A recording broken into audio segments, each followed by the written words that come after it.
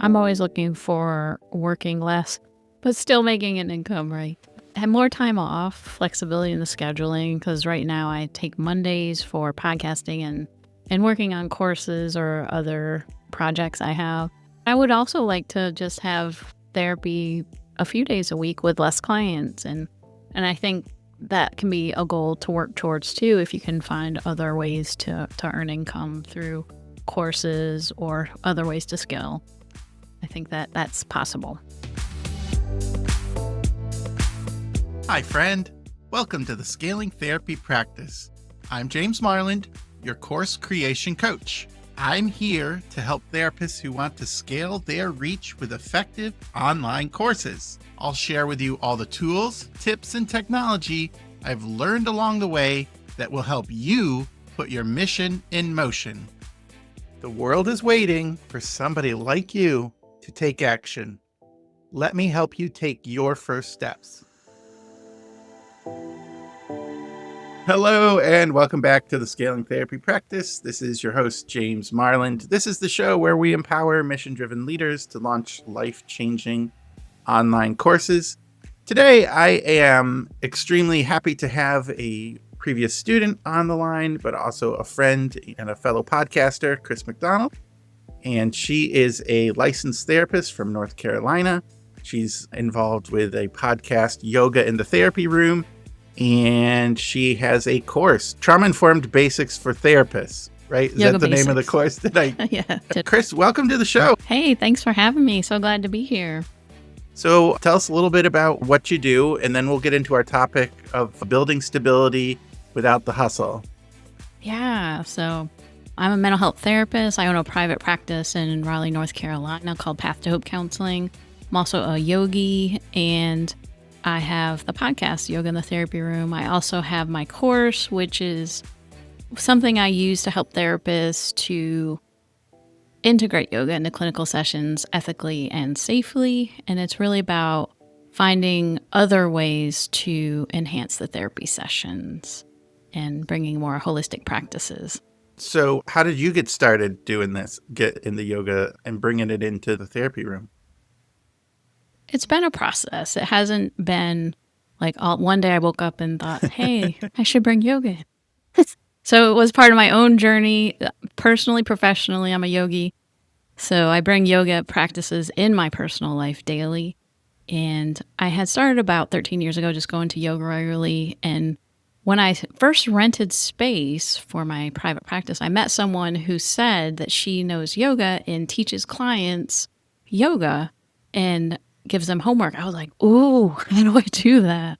So I found out my first training in 2015 about chair yoga and being able to bring that in with clients. But there was a problem because it was like, hey, here's some practices, but I'm not going to show you how to do this or when to do this in a session. I'm not going to talk about ethics. I was kind of like starting a little bit and a little hesitant, like what is the best way to do this? And then I got more training.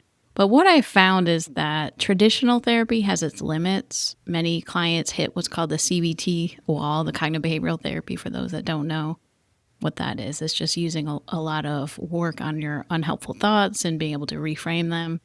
But that can only go so far. And especially with trauma is stored in the body. So we have to bring the body into session. So I've really turned more into a somatic therapist overall and really make the body part of the session. And that's where I found the most healing, is when we can bring body, mind, spirit into a session. That leads to better results. Yeah, we're not just the mind, the body, the gosh. spirit. Yeah. It's such a difference. Awesome. Our topic today is building stability without the hustle and what your Yoga for Therapists course does for you. What type of pressures are therapists under to hustle, like getting clients in the caseload? Can you just talk about your experience with that? It's not always easy. I love being in private practice. It's the best decision I ever did. I used to have a W-2 job as a school counselor. So I went from regular paycheck, knowing what you're going to get, when you're going to get paid, to a lot of uncertainty. One thing that people may not know is, as therapists, our caseloads may be stable at times, but it's also a fluid business, meaning that clients come and go. We may have some long-term base clients, but we never know when people are going to leave. And as we're recording this, we're in the summer season, so we lose a lot more clients. There's more no-shows. It's harder to get referrals. People are on vacation. There's graduations. There's a lot going on in the summer. And I feel like the sun is shining and people are happier. So they may not be as committed to therapy. Not everybody, but I find a general trend that it's much more difficult in the summer. So we do have those times that it can be more challenging, or like holiday times, at Christmas time can be harder to maintain a full caseload. So to me, that means for us as therapists, we have to hustle a little more. Okay, well, I'm losing 3 more clients next month. What do I need to do? I need to get out there networking. I need to market more. And in addition to the clients we're already seeing with a full schedule, it can be a lot to manage caseloads. I was thinking about all the pressure there is to keep a caseload and keep it going. And you're talking about having a paycheck. You can plan Yes. and you're not worried. A paycheck is good unless it's trapping you from what you really want to do. Yeah, true. But there is stability. That can happen too. There's a stability. There's a stability there. Mm. And when you're working for yourself and you're the marketer or you're the person who schedules, and like okay, what I'm trying to say is there's many ways to solve this problem. One way to build some more inconsistency is to hire people, right? You could hire people, Of course, and then now there's 2 people working, but then that's a different, there's different problems with that. I've tried that. I've done that, James. It's not for me. Now Yeah. you've tried a way to build stability is building the course. Yes. So what was attractive about the course over the other avenues, like hiring people or writing a book or teaching a college course? I've written 2 books. Written 2 books, okay. I have that as well. So what about the course was yeah. attractive to you for scaling and growing your business and giving you Yeah. some stability in your income?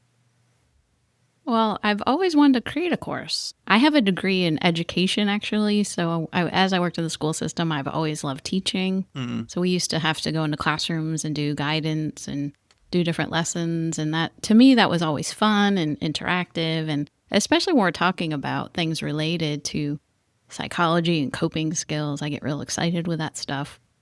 And I thought this would be amazing to be able to teach therapists how to do what I do. And how I came to that conclusion was with my podcast. It used to be the Holistic Counseling Podcast, and I had rebranded last September to Yoga in the Therapy Room because the number one question I got from listeners was, how do I bring yoga into sessions? Because I would have different focus groups. I would get questions from people in my Facebook group, bringing yoga in the therapy room, or just online. People might listen to an episode and say, how do you do that?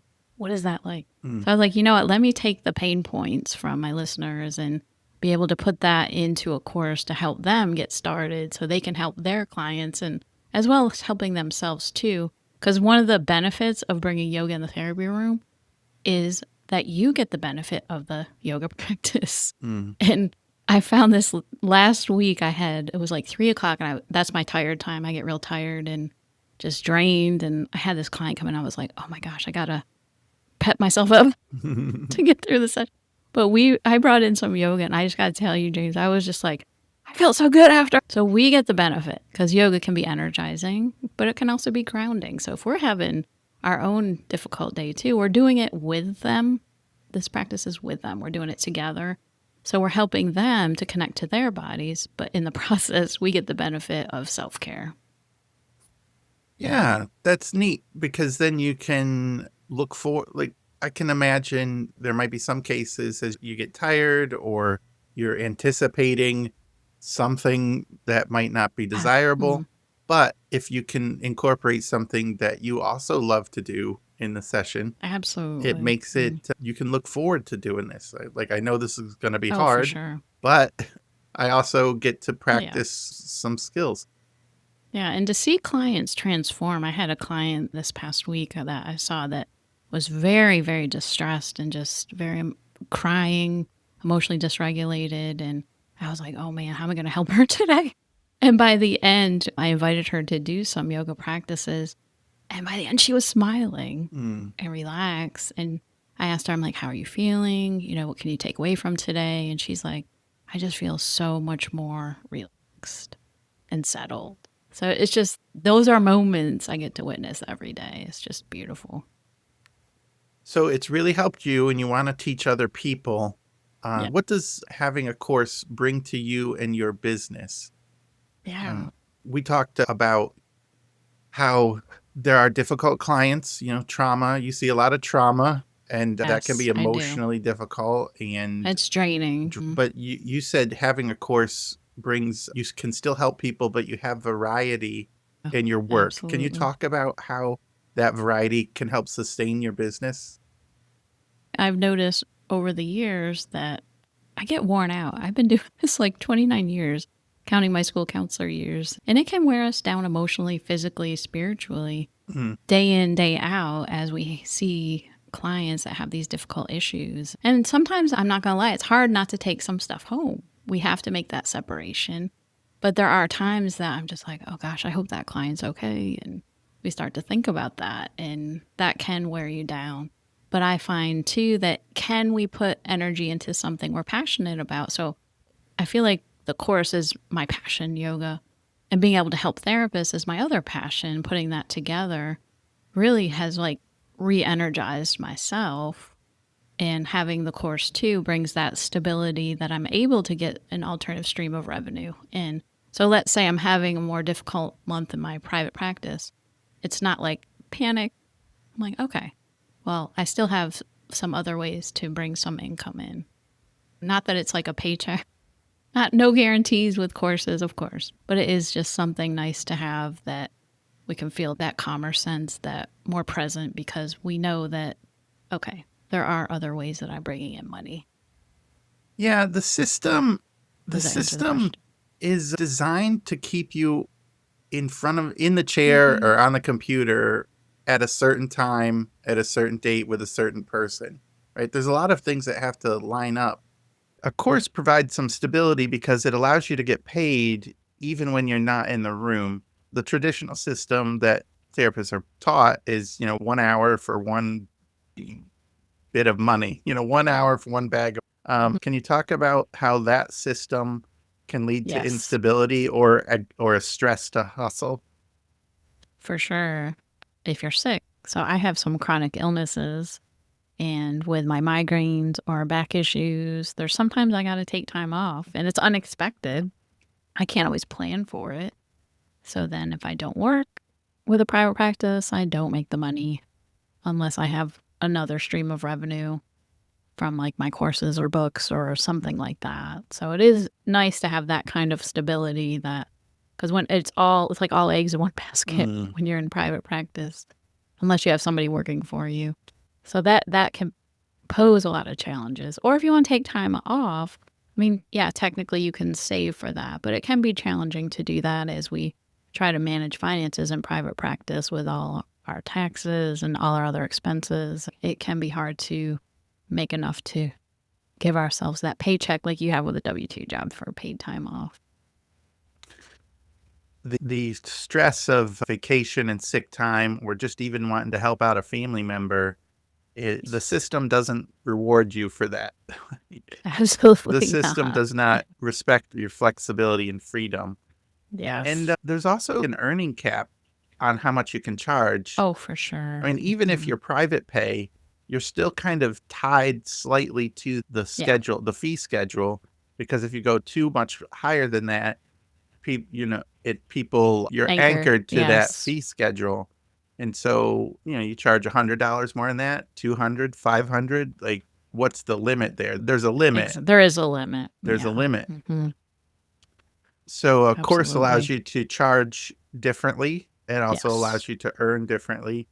It allows you to earn when you're not in the room and earn when you're doing other things. What type of freedoms and flexibility are you going for with making a course? I'm always looking for working less, but still making an income, right? Have more time off, flexibility in the scheduling, because right now I take Mondays for podcasting and working on courses or other projects I have. But I would also like to just have therapy a few days a week with less clients. And I think that can be a goal to work towards too, if you can find other ways to earn income through courses or other ways to skill. I think that that's possible. Yeah, I've heard of therapists who loved therapy, but because of the grind and because of, just the burnout, they do something else. Like they Yeah, drop out. Like my wife works for a virtual absolutely. assistant company, and every once in a while she'll get somebody with a master's degree. A therapist is just like, I like therapy and I just want to stay in the therapy realm, but help out. So do you have a virtual assistant job Absolutely. for me? Just to be in the support side of things. Yeah, Uh, I understand. Mhm. so you're talk about your course now, and you said you have some Yeah. plans for it coming up. What is your course now, and what are your plans? Right now it's a digital course, so I spent this spring converting it. I was doing partially a hybrid where we'd have some work online and then some live, but what I found is I thought it would be easier for therapists because, as you know, we're busy people Yeah. and many don't have a lot of time for trainings that may be going at their own pace. So I'm like, you know what, let's just move this to more of a digital course so they can go at their own pace. I made shorter videos as well, like you have in your course, which Hmm. I really appreciated, by the way, because I was like, I got 5 minutes. I can watch part of the course in between a client. Yeah. So, and it's like that bite-sized pieces so that people can learn a little bit easier. Because the beginning of my course is a little heavy with some neuroscience and polyvagal theory and integrating with that. So it's not as much fun as like the yoga practices, Hmm. I think. But it can be a lot in the beginning to try to get the foundation before you learn more about sequencing and cues for yoga for therapists. I designed that specifically for therapists. And also, the course ends with them sending a video to me so that I can see how they're doing with teaching someone else, not a client, but like family Hmm. member, friend, but just a short video so that they can have that as their final project. Because what I would do before is have them teach someone in the course in a breakout room to be able to practice these skills. Because the only way to learn how to do yoga in the therapy room is to practice, Hmm. practice, and then practice some more. Because you can't think about it like, oh, I want to do that, or talk about it. You have to embody these practices. And that's what my course is all about, too, is creating your own personal yoga practice, what that could look like. And I do provide scripts in there, too, so that as people get started, they can read the scripts just to get started. It's okay to figure out the best way to cue because it's not usual therapy with when we talk about cueing movement practices and how do we do this safely? How do we do this ethically? So I have a lot of ethics, which is the beginning of the course. Like I said, it's a little heavier in the beginning because we got to get in scope of practice, scope of competence. What does that mean? All the ethical guidelines that we have. And by the way, therapists, if you're listening, this is within your scope of practice. So I just want to throw that out there because that's the number one thing I hear. But I have a lot of handouts too to help with learning and to further facilitate so that they can be able to really feel more confident to move from uncertainty with bringing yoga practices into confidence and recognizing that this can be a powerful modality for them as well, personally and professionally. Yeah, I always love involving it, like the stress relaxation, clearing the mind, all sorts of, for some people, just talking about it's not going to do it. It's not, You yeah. need some skills with your body to Well, you got to see what it feels like for you yeah. to do these practice. And that's why I also have experientials in there with DBT practice because we can integrate these with counseling theory and with some CBT as well. So there are ways to integrate with changing our thoughts to use embodied practices too. And what's the new thing? You have something new coming up. Yeah, absolutely. So right now I'm in the process of putting a membership together. This is still in the preliminary stages, but what I really wanted to find, the whole basis of all this too, is be able to build community for therapists. When I first started integrating yoga and such, I was like, I don't know hardly anybody who does what I do. Mm. So there's not as many of us out there. So when we get to meet someone who does integrate, we have an immediate bond and connection because we're like-minded in that and really can see the benefits of somatic practice. We get very excited when we all get to meet together. And that's why I have my Facebook group too, Bringing Yoga in the Therapy Room, because people can ask questions in a safe space, supportive community. But I thought it would be better. Facebook's so difficult, as you know, with the algorithm. Not everybody sees every post, and it's harder to get people to engage. But if we have a membership somewhere else, then I can put some trainings in there. What I wanted to do was also, I'm a clinical supervisor, is be able to offer consultation groups for integrating yoga into therapy sessions, because that might exist somewhere. I don't know where it is, if it does. So I've shared this with a lot of people that have taken the course and others, listeners, and they've said that they've been very interested in that. Great. Because how do we integrate, right? Yeah. So I thought this would be a great place to do that through a membership and be able to provide resources, support, but also that community portion too, so they can connect with other people who are also doing the same thing. Yeah, I find that community piece is super important. We got to help each other. It's for important. completing it. Feel like there's going to be times when you're not feeling good about it. Yes. But that's common. And so if you talk it out in a group, you're much more likely to continue rather than be like, well, I guess this isn't for me. Yes. Really, Accountability. Because people often therapists will stand on, it's like standing on the threshold of a cliff, right? Do I jump into this or not? And a lot of them stay on the sidelines because they don't have that accountability. But I think that having the membership too can be a place to maybe even find accountability partners. Yeah, in that. because this has been wonderful. Where can people find you and what do you offer on your webpage?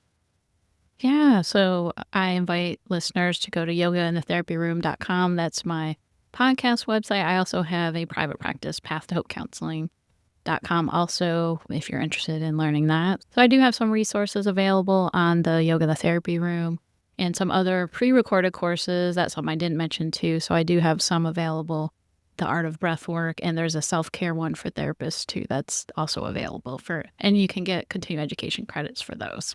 All right. Well, thanks so much for being on the show. This has been great. And listeners, if you're looking to build some stability into your practice, maybe find some way to have less burnout, still help with a little less client hours, one of the ways is to build your own online course or membership program. And I have resources on the site for that, coursecreationstudio.com. But whatever you do, it's now time to put your mission in motion.